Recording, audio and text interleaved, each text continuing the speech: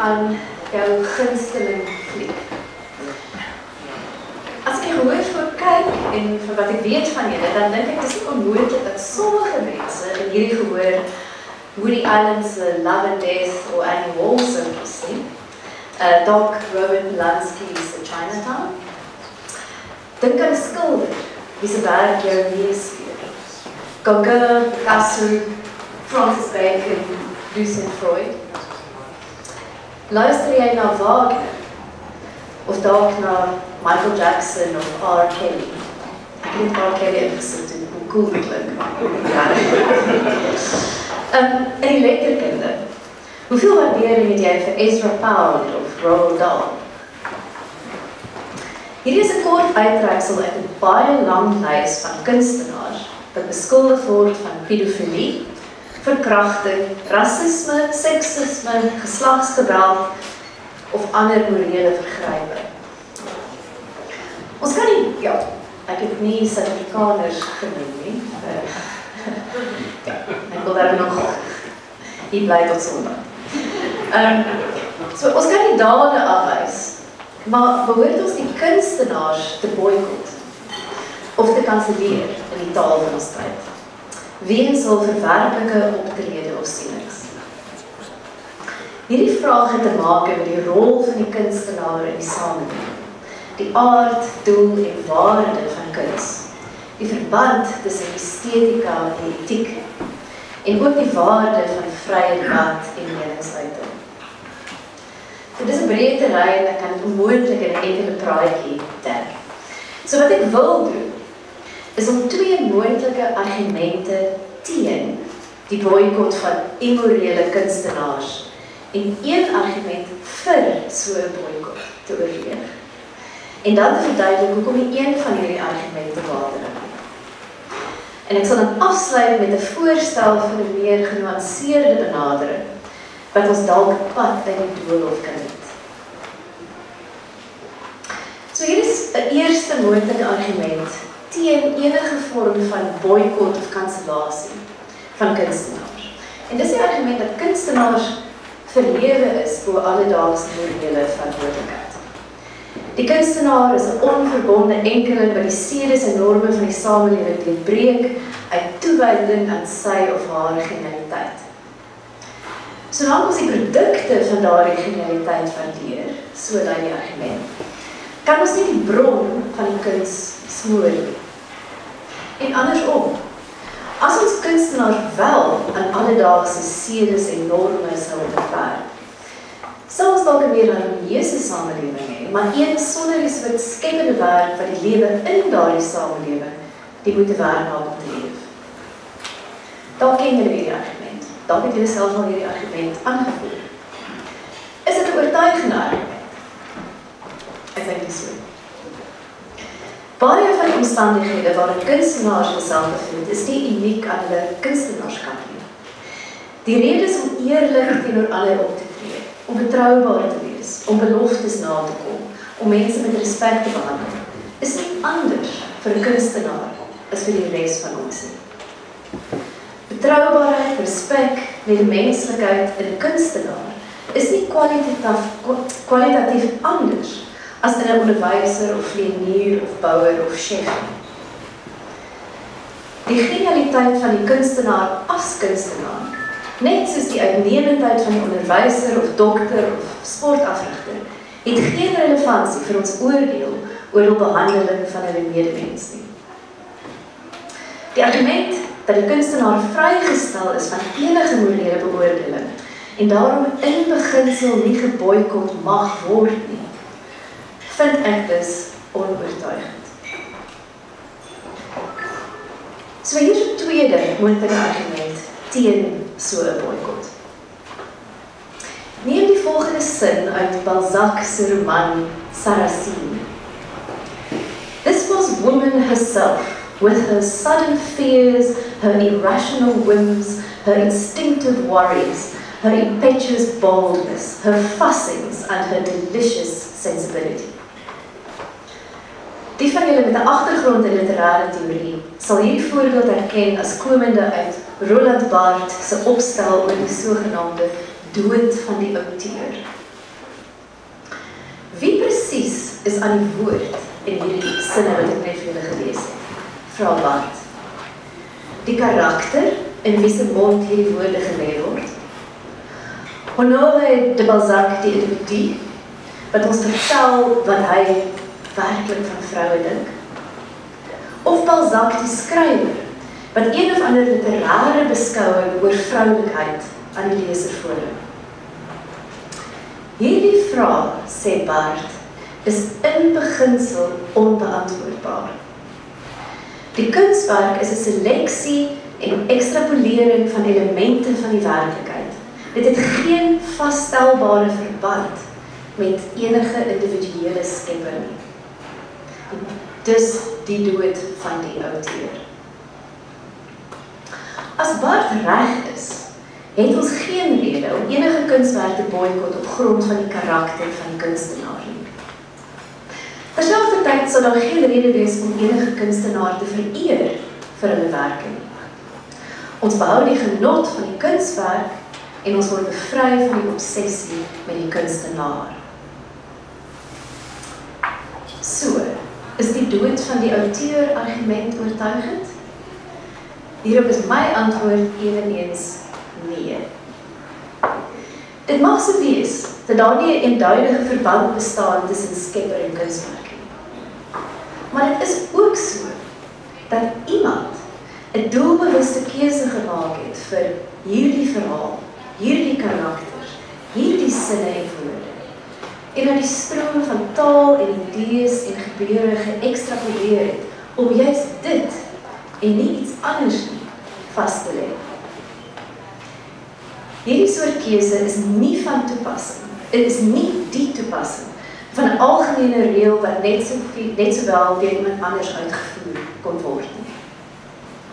Daar is 'n eie soortigheid aan 'n kunswerk wat noodwendig voortspruit uit die eie soortige bewussyn van die kunstenaar. Vergelyk ons dink oor kunswerke met hoe ons dink oor wetenskaplike teorieë en ontdekkings. Ons sal nie mediese behandeling vermy of die wette van die fisika ontken weens morele besware teen die uitvinders daarvan. En dit is juis omdat die wetenskap te maak het met reëlmatighede in die natuur, wat in beginsel deur iemand anders ontdek sal kon word. 'n Kunswerk daarenteen sou nooit kon bestaan het as dit nie was vir die unieke bewussyn van die skepper daarvan nie. Anders as in die wetenskap, bly die kunswerk 'n uitdrukking van 'n uniek persoonlike visie op die wêreld. Verder, hoe die toeskouer met die kunswerk omgaan, hoe ons sin maak van die werk, het deels te maak met wat ons weet van die sosiale en historiese konteks waarbinne dit geskep is. Sou jy meer uit 'n skildery kon put wanneer jy bloot gekonfronteer word met 'n beeld op 'n doek? Of wanneer jy ook weet dat die skildery dateer uit die 15de of 18de eeu of uit 1960, dat dit in Tahiti of Bilbao of Johannesburg geskilder is, en binne hierdie of daardie politieke en kulturele verband. Die punt is, die kunstenaar se biografie en sy of haar bedoelings met die skep van die kunswerk is deel van hierdie konteks. Die dood van die outeur benadering bevry ons van 'n besluit oor of ons moet boikot of nie moet boikot nie, maar ons betaal 'n prys vir hierdie bevryding. Weg is die meulsteen van die immorele kunstenaar, maar wat oorbly is net die onmiddellike ervaring van die werk, sonder enige iets buite die raam wat ons waardering van die werk kan verdiep en verruim. Nou het ons gekyk na 2 argumente teen 'n boikot van kunstenaars en waarom hierdie argumente val.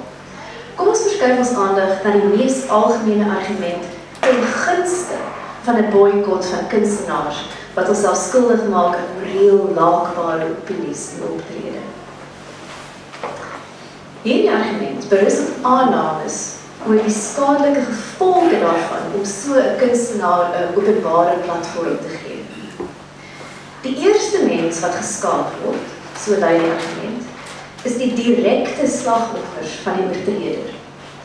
Woody Allen se aangenome kinders, die vroue wat deur R. Kelly verkragt is. Deurdat hulle voortdurend herinner word aan hul trauma en gekonfronteer word met die verheerliking van die oorsaak van daardie trauma. Dan is daar ook indirekte skade aan die slagoffers van dieselfde kategorie van morele oortreding. Al is daardie oortredings deur iemand anders gepleeg. En laastens is daar die skade aan die breër samelewing, aan wie voorgehou word dat mense wat verskriklike dinge aan ander doen, steeds navolgenswaardig is, dat hulle verdien om deur die res van ons geëer te word. Dit maak van die samelewing 'n teelaarde vir verdere onreg. Op hierdie manier word ons almal geskaad, wanneer monsteragtige individue 'n verhewe openbare status verkry. Dieselfde geld vir immorele kunstenaars wat reeds dood is. Al is hul direkte slagoffers nie meer met ons nie, bestaan die kategorieë van slagofferskap steeds. En daarmee saam ook die potensiële skade aan die breër samelewing, indien ons die kwaad wat hierdie kunstenaars aan ander gedoen het, of die laakbare sienings wat hulle gewildig het, sal verskoon terwille van hulle kuns. Die argument vir die boikot van kunstenaars op grond van skade aan ander is 'n spesifieke instansie van 'n meer omvattende argument teen ongebreidelde vryheid van spraak, vryheid van meningsuiting. Hierdie argument draai om die skadelike gevolge daarvan, om sekere sienings of verteenwoordigers van daardie sienings 'n openbare platform te gee. Maar ek is bevrees ook hierdie argument staan op losse skroewe.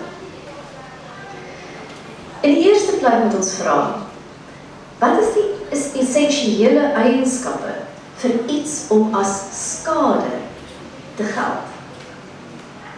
In die debat oor die kansellasie van kunstenaars word gewoonlik aangevoer dat iemand geskaad word wanneer dit as skadelik ervaar word dat moreel laakbare kunstenaars platform gegee word.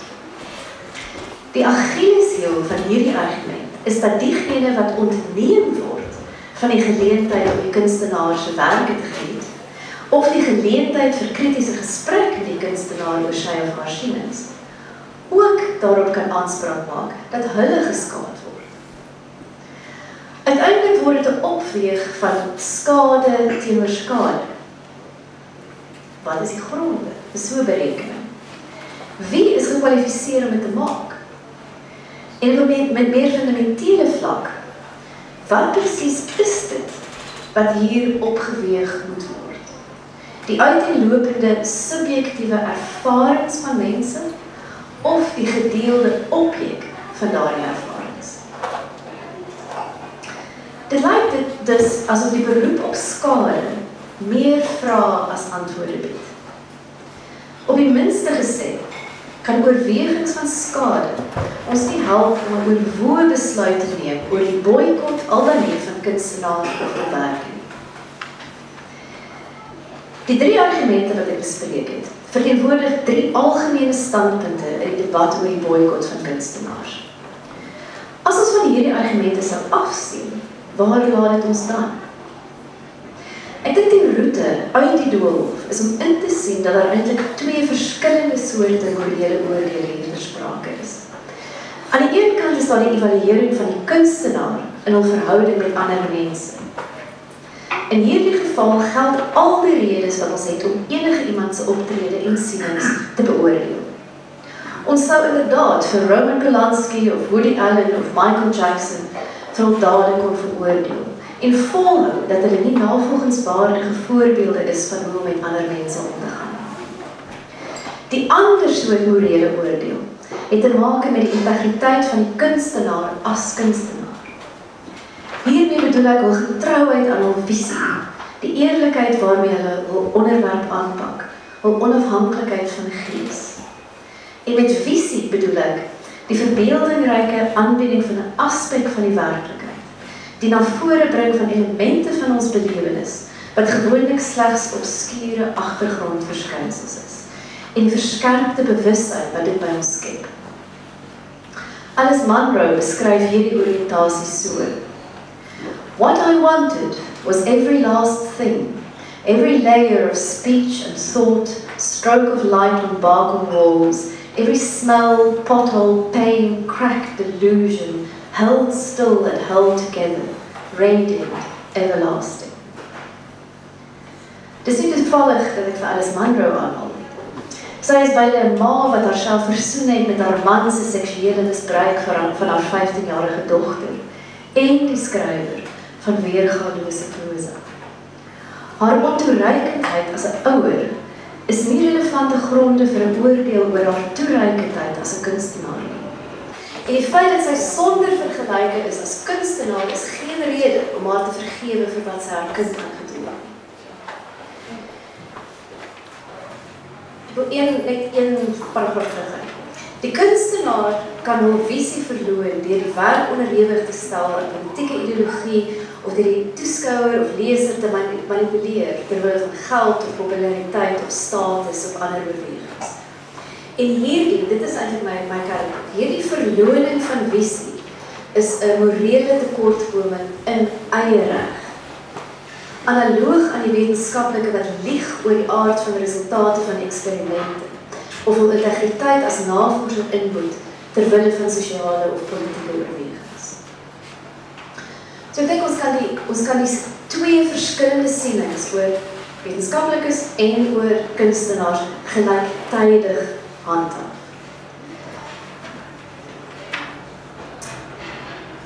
Nie alle morele oordeele is versoenbaar. Nie alle waardes kan op 'n enkele skaal geweeg word. Daar is meer dinge waaroor ons omgee as waaroor daar vaste reëls gemaak kan word. Beteken dit dan dat geen kunstenaar ooit geboikot mag word nie? Nie noodwendig nie. Maar hieroor moet elke leser, elke toeskouer, elke luisteraar self besluit. So besluit verg omsigtigheid en onderskeidingsvermoë. Dit kan nie uitgekontrakteer word aan die staat of aan enige ander instelling. So besluit kan ook nie geneem word bloot op grond van die biografie van die kunstenaar. Ons is, per slot van sake, gemoeid met die kunstenaar van wie wil werke. En dit is by die werke waar ons moet begin.